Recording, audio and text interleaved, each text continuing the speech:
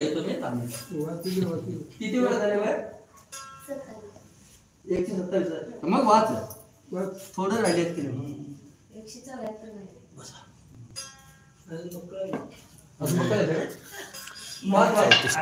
40 पर्यंत 40 येते. अश्ववाहकांची कथा जरी तुळीत वासी माथा मुठमुठत जरी देव आता माणूस सुधात रावण अंगद रावणाशी उपासना बोलतोय आणि रावण अंगदाशी उपासना बोलतोय. एकूण एकाच्या खोड्या काढायचा हा सवाल जवाब असल्याप्रमाणे बोलण्याचा वाद चालू आहे. अंगद म्हणतोय काय रावणा तुझी मर्जी, काय विषयात काय मोठेपणा तुझा, आतापर्यंत तुझा पावला गायला आम्ही, कुठे कुठे काय काय केलं, कुठे कुठे शेऱ्या टुकली वाहिलीत, कुठे काय काय केलं हे मला माहित आहे. आणि अशा या बळी दरव्यात तू निघाला आणि पुढं तुला एका घरामध्ये जावं लागलं, खायला काय मिळेना आणि खायला मिळालं नसल्यामुळं गोड्यात शेण काढायला तुझ्या डोक्यावर पाट्या दिल्या. असा तुझा पुरुषार्थ निर्भत्तून अंगद रावणाशी बोलत आहे.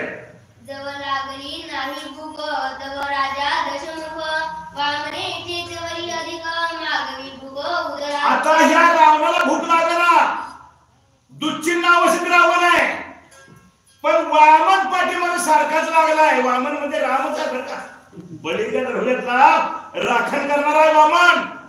त्याला लय भूक लावली वामनाला, पोटात आग पडली, आग पडल्यावर खाऊ वाटायला आता मागायला लागला. कशी भीक मागतो ते बघायचं आहे. दशमुकुट लंकानाथा लीद चढती ते माथा पोट न भरे चरे खाता दुःखावता तळ. 10 मुकुट तुझ्या डोक्यावर 10 डोसक्यावर राहायचं. अशी पोटात आग पडल्यावर अरे फुटात जर द्याग नाही घरी आहे का म्हणायला लागलास तू. अशा प्रकारे तुझी अवस्था, तुझं हे लाजीरवानं जिणं असं निर्भत्सून अंगद रावणाशी बोलत आहे. कांतन कोट्यासी सांगे लंकानाथ मज आहेत विसात 10 हिरावटी काती नसुत अनंतित मज तिथनं द्या. हल्लं बळीच्या घरामध्ये दुसऱ्या कोष्टीला घाला गेलो आणि तिथं म्हणायला लागला मी तुमचं काम करतो, मला काहीतरी खायला द्या. मी ही तुम्ही जे स्वतः चालवताय कापड करायला साच्या, मला 20 हात येतं, 20 हाताने रुपतो मला मी तुमचा साच्या, पण मला खायला काहीतरी द्या.